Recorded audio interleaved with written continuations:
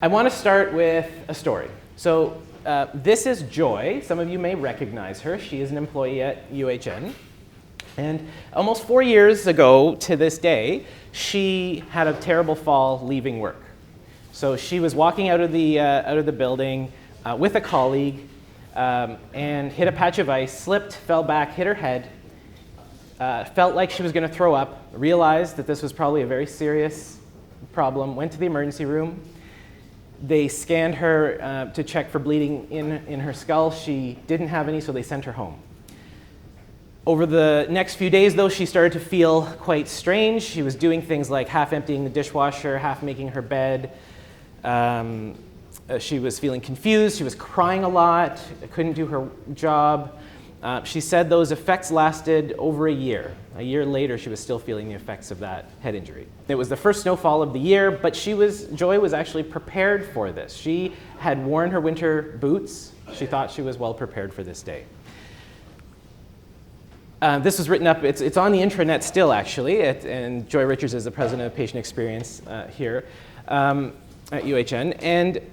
And the thing that I want to draw your attention to is the bolded part that's written there. So I'm not sure if this was her emphasis or the person writing the article. I imagine it's the person putting up the article. But it's that her statement is, I should have been paying more attention. She blames herself for that fall, that she could have prevented it if she was paying better attention, maybe not talking with a colleague. And I would suggest to you that maybe that's not the reason that she fell. How can you be sure that the footwear you're wearing is going to keep you safe? So with Joy, I would argue that the thing that we can do better is make sure she has better footwear. Wouldn't it be great if, just like our winter tires had a little symbol on them that told us that they'd been tested for performance in these conditions, wouldn't it be great if our footwear also had that label? So that's what our team has been working on for about 3 or 4 years now in Winter Lab, which is one of the other labs you'll see on the tour here.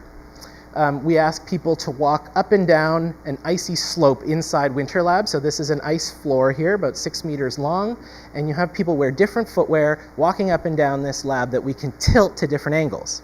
The angle, and we can rate the footwear based on the angle that you can tilt it to.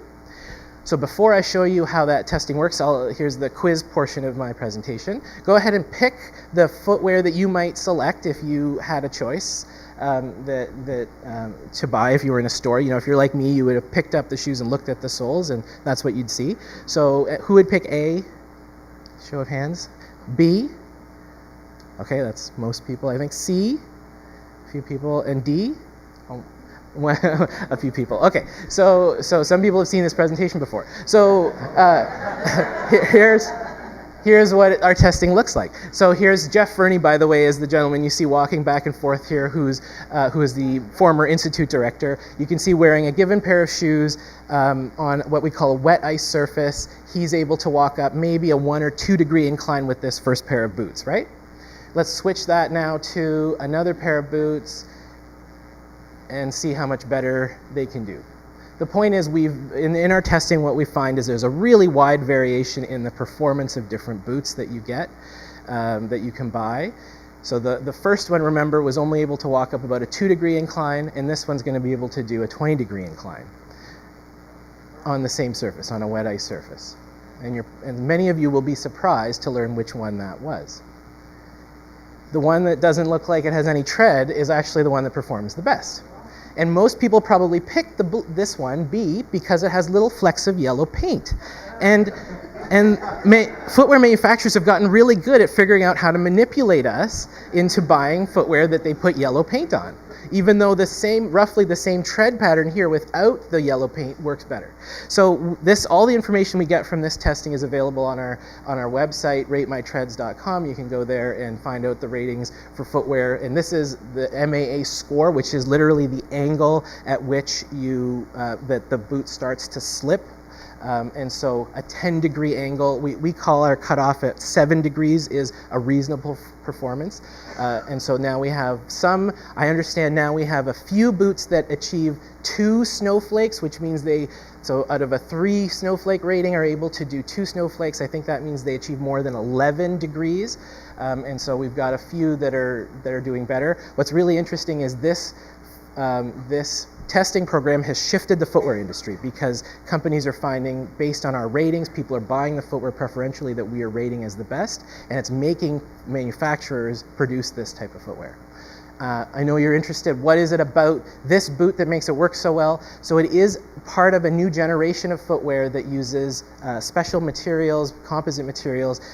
These are two of our postdocs that dug into this material. When we got this prototype boot and we looked at it, we were so surprised by its performance. We looked at it under an electron microscope, and you see little glass fibers that are embedded inside there that make it work that way.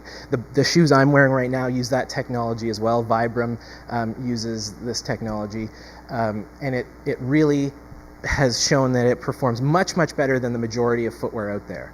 So our testing is basically showing that you can't tell by looking at a boot how well it's going to perform. You need to actually test it.